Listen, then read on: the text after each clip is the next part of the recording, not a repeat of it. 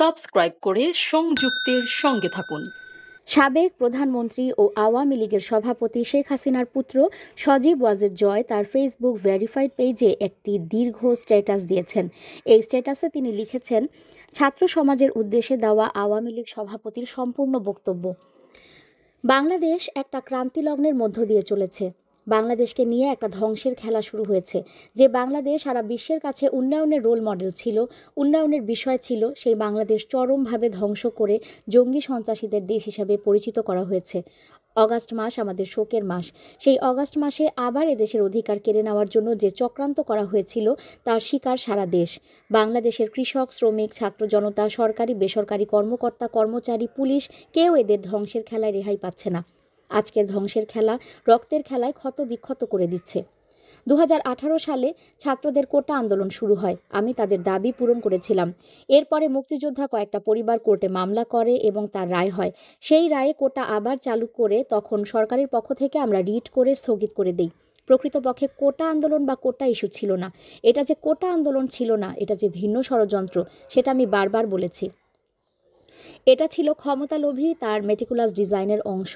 সেই অংশ হিসেবে সে ছাত্র হত্যা করেছে, জনগণকে হত্যা করেছে, আওয়ামী লীগের নেতাকর্মীদের হত্যা করেছে, সাংবাদিক হত্যা, সাংস্কৃতিক কর্মী হত্যা, সারা দেশটাকে ক্ষতবিক্ষত করা, দেশের অর্থনীতি ধ্বংস করা। আজকে শিক্ষার অধিকার থেকে বঞ্চিত করা হচ্ছে। বিভিন্ন বিশ্ববিদ্যালয় থেকে ছাত্রদের বের করে দেওয়া হচ্ছে। তাদের সার্টিফিকেট বাতিল করা হচ্ছে। শিক্ষাবর্ষ বাতিল করা হচ্ছে। কি অপরাধ তাদের? আমরা বৃত্তি দিয়েছি, সহযোগিতা করেছি। আমরা কোনো দল দেখিনি। দল মত নির্বিশেষে যারা মেধাবী তারাই চাকরি পেয়েছে। আমি প্রধানমন্ত্রী হিসেবে মানুষকে মানুষ হিসেবেই দেখেছি। একটি দেশে মাল্টি পার্টি সিস্টেম থাকে, বহুদলীয় গণতন্ত্র থাকে, মতের ভিন্নতা থাকতে পারে। তার মানে এই না যে তাদের অধিকার কেড়ে নিতে হবে। শিক্ষার অধিকার এটা শিক্ষার্থীদের অধিকার, দল মত নির্বিশেষে সবার অধিকার। সেই অধিকার থেকে কাউকে বঞ্চিত করার মতো অন্যায় আর কিছু হতে পারে না।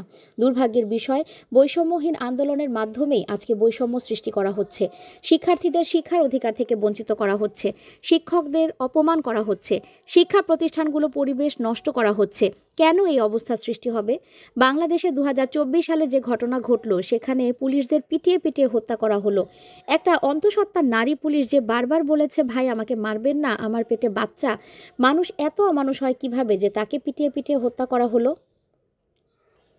আগুন দিয়ে পুলিশ ফাঁড়ি জ্বালিয়ে পুড়িয়ে দেয়া, মানুষকে মেরে পা বেঁধে ঝুলিয়ে রাখা, কসাইখানায় যেভাবে পশু জবাই করে ঝুলিয়ে রাখে ঠিক সেইভাবে ঝুলিয়ে রাখা, এমনকি তাদের কাপড় খুলে নিয়ে তাদেরকে বেইজ্জতি করা। যারা এই ধরনের ঘটনা ঘটিয়েছে তাদের মধ্যে কি এতটুকু মানবিকতা নেই, শালীনতা বোধ নেই? কি করে একটা মানুষ একটা মানুষকে অত্যাচার করতে পারে? আমরা তো 15 বছর 7 মাস ক্ষমতায় ছিলাম। এভাবে কাউকে অপমান করিনি, এভাবে দলীয়করণ করিনি। ব্যবসা বাণিজ্য কেউ করতে পারছে না। ব্যবসায়ীদের ওপর অনবরত আক্রমণ, গ্রেফতার, কলকারখানা বন্ধ, হাজার হাজার শ্রমিক বেকার হয়ে যাচ্ছে। আজকে কৃষক চাষ করতে পারছে না, সার নেই, বিদ্যুৎ নেই, সেচ দিতে পারে না। এ অবস্থা বাংলাদেশে ছিল না। এ অবস্থা আমি বাংলাদেশে রেখে আসিনি। মানুষের খাদ্য নিরাপত্তা নিশ্চিত করেছি। উত্তরবঙ্গে মঙ্গা লেগে থাকতো, মঙ্গা দূর করেছি। যারা একবেলা খাবার পেত না তারা 3 বেলা খাবার পেত। বিদেশ থেকে পুরানো কাপড় এনে পরানো হতো। আওয়ামী লীগ সরকারে আসার পর বিদেশ থেকে পুরানো কাপড় এনে পরানো লাগেনি। অন্ন, বস্ত্র, বাসস্থান, শিক্ষা, চিকিৎসা সব ব্যবস্থাই করেছিলাম। কমিউনিটি ক্লিনিকের মাধ্যমে 30 প্রকারের ঔষধ বিনামূল্যে দেওয়া হতো।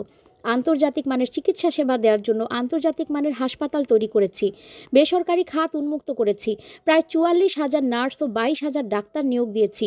মানুষ যাতে সেবা পায় সেই ব্যবস্থা আমরা নিয়েছি। আজকে যেন সব বৃথা হয়ে গেল। অপরাধটা কি আমার? আমি সেটাই জানতে চাই। আজকে আপনারা যারা স্বৈরাচার বলেন, গণহত্যাকারী বলেন, আজকে আমার জিজ্ঞাসা, বাংলাদেশে যে অবস্থা চলছে, এই যে পুলিশ হত্যা, আওয়ামী লীগের প্রায় 400 নেতাকর্মীকে নির্মমভাবে হত্যা করা হয়েছে, হাত কেটে, পা কেটে, গলা কেটে, ছাত্র, যুবক, মহিলা কেউ ছাড় পাচ্ছে না। ছেলেকে পায় না বলে মাকে গ্রেফতার করা, মাকে গাছের সাথে বেঁধে অপমান করা, জায়নামাজের উপর কুপিয়ে মারা অথবা আগুন দিয়ে পুড়িয়ে ফেলা, এ কেমন বর্বরতা? এরা কারা? এরা গণহত্যাকারী না? এরা কি স্বেচ্ছাচারী না? একজন যাকে সবচেয়ে বেশি সহযোগিতা আমি করেছিলাম, গ্রামীণ ব্যাংকের ম্যানেজারের পদ, 6,000 টাকা বেতনের চাকরি 90 সালে পেয়েছিলেন। আমি 96 সালে ক্ষমতায় আসার পরেই গ্রামীণ ব্যাংকে 400 কোটি টাকা দিয়ে এই গ্রামীণ ব্যাংকটাকে দাঁড় করিয়ে দিই। শুধু তাই না, গ্রামীণ ফোনের ব্যবসাটাও ডক্টর ইউনূসকে দিয়েছিলাম। আমার কাছে বারবার ধর্ণা দিয়েছিল, বলেছিল ওখান থেকে যে লাভ হবে সেই লাভের অংশটা যাবে গ্রামীণ ব্যাংকে। সেটা কিন্তু যায়নি, বরং এগুলো বেচে খেয়েছে, মানি লন্ডারিং করেছে, দুর্নীতি করেছে। তার ক্ষমতার লোভ আজকে বাংলাদেশকে ধ্বংসের দিকে নিয়ে এসেছে। একটা মানুষের ক্ষমতার লোভ বাংলাদেশকে জ্বালিয়ে পুড়িয়ে ছারখার করে দিচ্ছে। তার মধ্যে কি এতটুকু মনুষ্যত্ববোধ নেই, কৃতজ্ঞতা বোধ নেই যে তার উপকার করে তার মাথায় আঘাতটা করতে হবে? কেন ক্ষুদ্র ঋণ আন্তর্জাতিকভাবে স্বীকৃত ছিল না? এই ডক্টর ইউনূসের অনুরোধে আমি নিজে তার সম্মেলনে উপস্থিত হই, যেখানে স্পেনের রানী কুইন সোফিয়া এবং হিলারি ক্লিন্টন উপস্থিত হন। আমি প্রধানমন্ত্রী হিসেবে উপস্থিত ছিলাম বলেই ক্ষুদ্র ঋণ জাতিসংঘে যেন স্বীকৃতি পায় সেই ব্যবস্থাও আমি করেছিলাম। কিন্তু কত বড় বেইমান মুনাফেক যে তার ক্ষমতার লোভ এত পর্যায়ে চলে গেল যে সে আমাকে ও রেহানাকে হত্যা করার পরিকল্পনা করলো। এবং তার বক্তৃতায় তিনি ধরা পড়ে গেছেন। বিল ক্লিন্টন ফাউন্ডেশনে সে মোটা টাকা দেয়। আমাদের দেশের কোনো দুর্যোগ দুর্বিপাকে কোনো দিন মানুষকে 1 পয়সা সাহায্য সহযোগিতা করেননি, কিন্তু সেখানে মোটা টাকা দিয়েছিলেন। গত সেপ্টেম্বরে যখন জাতিসংঘ অধিবেশনে যায়, তখন বিল ক্লিন্টন ফাউন্ডেশনে দাঁড়িয়ে ইউনূস সাহেব কী বক্তব্য দিলেন?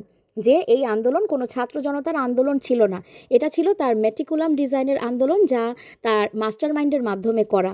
ওই মাহফুজ আলমকে পরিচয় করিয়ে দিয়েছিল মাস্টার মাইন্ড হিসেবে। তার অর্থটা কি? ছাত্রদের বিভ্রান্ত করা হয়েছে। আমাদের ছাত্ররা কোমলমতি, ঠিক কোনটা সঠিক তারা সেটা সবসময় বুঝতে পারে না, তারা ঝোঁকে চলে এসেছে। আবার আরেকজন সমন্বয়ক বলল কি যে গণভবন আক্রমণের আগে বেশি ছাত্র পায়নি, তাই ফলস আইডি কার্ড করে ভুয়া ছাত্র বানিয়ে নিয়ে এসেছিল। তার মানে এদের উদ্দেশ্য কী ছিল? আমি জাতির কাছে আজ জানতে চাই, জাতির কাছে আমি বলবো, 15ই আগস্ট আমরা 2 বোন বেঁচে গিয়েছিলাম, এটাই কি আমাদের অপরাধ? বাবা মা ভাই সব হারিয়েছিলাম, সব হারিয়েও সেই শোক ব্যথা বুকে নিয়ে বাংলাদেশে ফিরে এসেছি। 32 নম্বর আমরা ব্যক্তিগতভাবে ব্যবহার করিনি। মিউজিয়ামে সারা বিশ্বের নেতারা এসেছেন, রাষ্ট্রপ্রধানরা এসেছেন, সরকার প্রধানরা এসেছেন, ওই বাড়ি ভিজিট করেছেন। আজকে সেই বাড়িটা ভেঙে ফেলা হচ্ছে কেন? বাড়িটার কি অপরাধ? ওই বাড়িটাকে কেন এত ভয়? আমি দেশের মানুষের কাছে বিচার চাই, দেশের জনগণের কাছে বিচার চাই। বলুন আপনারা, আমি কি আপনাদের জন্য কিছুই করিনি? আমি কি আপনাদের অন্ন, বস্ত্র, বাসস্থান, চিকিৎসার ব্যবস্থা করিনি? আপনাদের ঘরে আলো জ্বালাইনি? আপনাদের ছেলে মেয়ের লেখাপড়ার সুব্যবস্থা করিনি? রাস্তাঘাট, পুল, ব্রিজ করে যোগাযোগের ব্যবস্থা করে দেইনি? তাহলে কেন এই অপমান? কেন এই বাড়িটাকে ভাঙা হবে? এই বাড়িটা থেকেই স্বাধীনতার ঘোষণা দিয়েছিলেন জাতির পিতা, আর স্বাধীন দেশ হয়েছিল বলেই তো বাংলাদেশ এত উন্নত হয়েছে। তাহলে এই বাড়ি কারা ভাঙে? আপনাদের কাছে, দেশের জনগণের কাছে বিচার চাই। ছাত্র সমাজের কাছে বলবো, যারা বিভ্রান্ত করে তোমাদেরকে বিভ্রান্তির পথে নিয়ে গিয়েছিল, সাধারণ ছাত্রছাত্রীদের প্রতি আমাদের কোনো রাগও নেই, কোনো অভিযোগও নেই, কারণ আমি জানি তোমাদের বয়সটাই এরকম। সকলেই এর মধ্যে ঢোকেনি। যারা মানুষ হত্যা করেছে, যারা ধ্বংস করেছে, তারা তো খুনি হিসেবে চিহ্নিত হবে। এখানে সাধারণ ছাত্রছাত্রীদের কোনো দায়বদ্ধতা নেই। আমি মনে করি এর থেকে সাধারণ ছাত্রছাত্রীদের দূরে থাকা ভালো। এদের এই ধ্বংসযজ্ঞে যেন অংশ না নেয়, বরং লেখাপড়ার পরিবেশ ফিরে আসুক, আরও উন্নত জীবন তোমরা পাও, আমি সেই দোয়া করি। আমাদের যে ইতিহাস রক্তের অক্ষরে লেখা, সেই ইতিহাস ভুললে নিজেদের অস্তিত্ব থাকবে না। সেই ইতিহাস ভুললে পরে বিশ্বের বুকে আমরা মাথা উঁচু করে দাঁড়াতে পারবো না। 15ই আগস্টের পর আমরা পারতাম না। খুনের জাতি হিসেবে পরিচিত ছিল এই দেশ, ভিক্ষার জাতি হিসেবে পরিচিত ছিল। আমি সেখান থেকে বাংলাদেশকে উন্নত করে উন্নয়নের রোল মডেল হিসেবে সম্মান নিয়ে এসেছিলাম। সারা বিশ্ব বাংলাদেশের উন্নয়নকে বিস্ময় বলে স্বীকার করত। কিন্তু 2024 সালের আগস্ট মাস থেকে এই বাংলাদেশ আবার সেই ধ্বংসের দেশ। আমার একটা প্রশ্ন, জুলাই 15 তারিখ থেকে যত রকমের হত্যাকাণ্ড, পুলিশ হত্যা, আওয়ামী লীগ নেতাকর্মী হত্যা, ছাত্র হত্যা, শিশু হত্যা, যত হত্যা হয়েছে, কেন ইন্ডেমনিটি দেওয়া হলো? অপরাধ করলে অপরাধীদের শাস্তি পেতে হবে। অগ্নিসংযোগ করা হলো, মেট্রো রেল, এক্সপ্রেসওয়ে, বিটিভি ভবন বা প্রত্যেকটি প্রতিষ্ঠানে আগুন দেওয়া হলো। একজন সমন্বয়ক বলেছে, পুলিশ হত্যা না করলে আর মেট্রো রেলে আগুন না দিলে বিপ্লব সফল হতো না। কিসের বিপ্লব? এই হত্যাযজ্ঞ ধ্বংসলীলাই কি বিপ্লব? বিপ্লবের অর্থ বোঝে? তারা নিজেরাই স্বীকার করেছে এবং সেখানে তাদের ইন্ডেমনিটি দেওয়া হয়েছে। অপরাধ যারা করে তারাই দায় মুক্তি পায়। অপরাধহীন বিচার একদিন না একদিন হবেই, এটা মনে রাখতে হবে। ছাত্র সমাজকে বলবো, পড়াশোনায় মনোযোগী হও, নিজের পায়ে দাঁড়াও, নিজের পিতামাতাকে সম্মান করো।